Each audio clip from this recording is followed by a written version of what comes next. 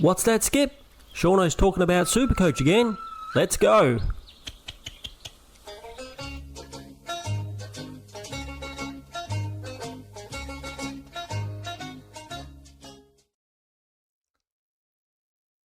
G'day everybody, it's Shauno again, and I'm back with some more Supercoach content. Today we're going to be doing a player spotlight video. Now I'm not going to do a lot of these. You see there's a lot of Supercoach content out there at the moment. I'm only going to do it if I see something which I think the community might be missing and I think we really should know. Now I've been crunching the numbers and going through my team and I'm about at my millionth draft so far. But I found something which I think the community needs to really have a look at. So the player spotlight today is going to be LDU, Luke Davies-Uniacke. I hope I got that right, Luke. Let's go on and I'll show you what I've found. Okay, so if we go to DFS and let's have a bit of a background about Luke. He plays for North Melbourne. He's age 26. He's a midfielder, so he's in his prime for midfielders, you know, right about where they start to really reach their peak. And if we go for last year, we look, his average for Supercoach for 2025 was 97. Now, it's definitely that's not a primo score for your midfield. You know, you want over 100, especially, you know, he got down quite low on price. This year, he's at about 520,000, which sounds expensive for a player who only got 97 as an average and, you know, didn't set the world on fire. But let's go and work out, why am I looking at him and why am I considering him for my team? So if we go down a little bit and we have a look at his games for the year. So if in 2025, I hope all you guys can see this nice and clearly.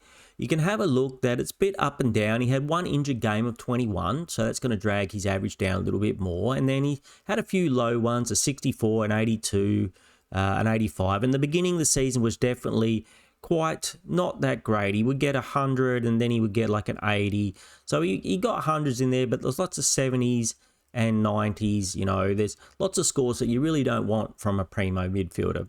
But then you get to the end of the season, rounds 21, I'm going to highlight it for you, rounds 21, 22, 23, and 24. He scored 112, 102, 157, and 119 for an average of 122 for those 4 games. Now, when I saw this, I was like, is there a reason why he scored so well in those last 4 rounds? What's changed for him? You know, why these last 4 rounds is he just hitting it out of the park?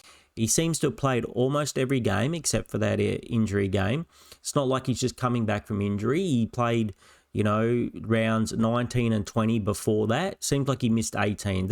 So he was injured in 18, has a couple of weeks off, and then comes back. Do I think that injury made a difference? Not really. He came back in 19 and got around 19, got 117 straight away. What made the difference? So I think I've found what's happened. So if we go and have a look about CBA attendances, is this going to change? Well, no, he seems to have been the main man in the midfield through the whole time. You know, right through the year, except for these couple of rounds where he was either injured or on a bye or he didn't play that round. He's actually the main man, getting the most CBAs out of everyone in North Melbourne.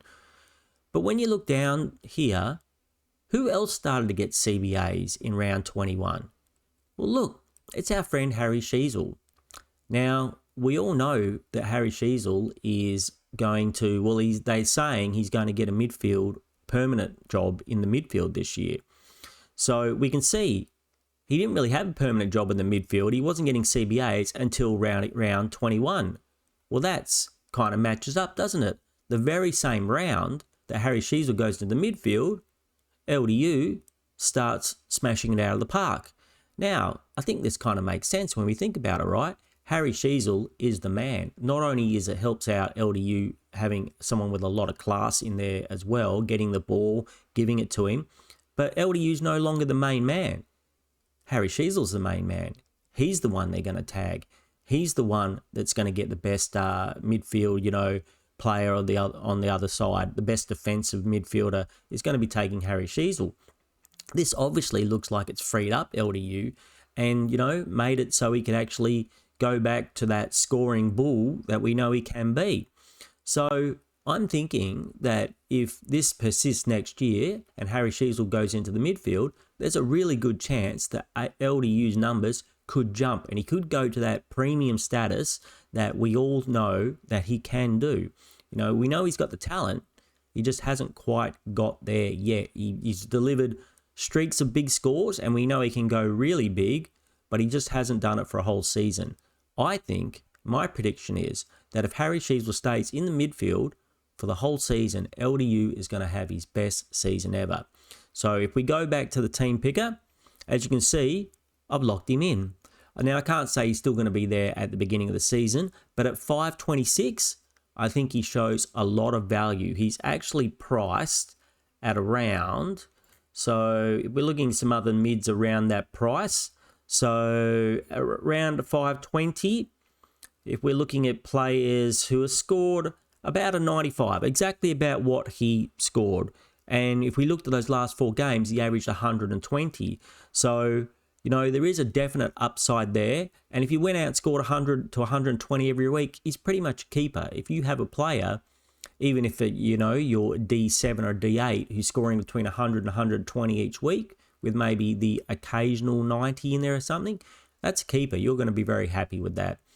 So I'm not going to go on about it anymore, crew. I just think I didn't hear anybody else talking about it. I didn't see anybody else come up with those stats. I'm sure there are some people out there who have noticed it, but I'm thinking that LDU could be a really sneaky pick for our teams this year.